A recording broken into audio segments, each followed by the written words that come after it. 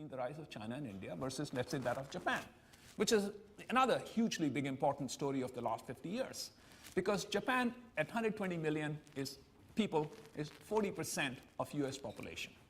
Nobody has figured out that once you become a rich economy with $40,000 per capita income or $45,000 per capita income, how you make a rich economy grow at anything more than 1 or 2% a year, maybe 2.5. Nobody has figured out how do you make a rich economy grow at 6% or 10% a year. Translated, that as Japan became a richer economy, it had to peak out at somewhere around 40% of US GDP. And of course, with smarter policies, they may not have had basically a status quo during the 90s in Japan, but it's not that they could have grown at 8% with smarter policies.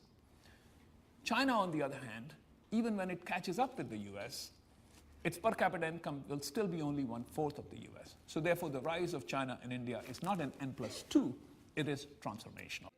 Therefore, it's not unreasonable to predict that could it be by 2050, China and India, in terms of GDP, in terms of economic size, in terms of the market size of most products and services, could be as large or even larger than US, Europe, and Japan combined. Take Black & Decker as a company. It dominates the power tools market in the US.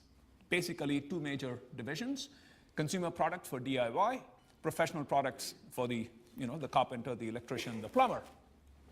Now, what drives the market for Black & Decker products is housing, construction.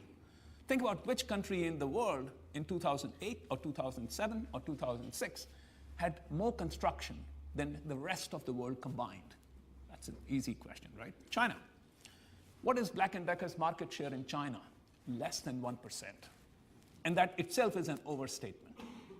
Now, the biggest manufacturing setup that Black & Decker has in the world is actually in China. So it's not that they are not present in China, but their view of China right now is purely as a low-cost manufacturing location. Now, so I talked to some of their people. They're based in Towson, Maryland, not too far from my school. So what's the story? And now think about this.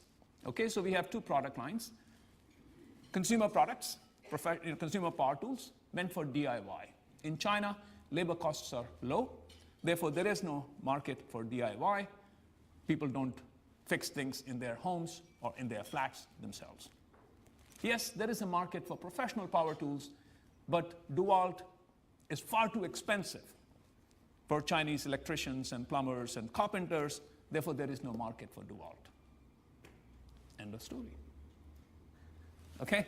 Now, it's not a China problem, it's a company problem.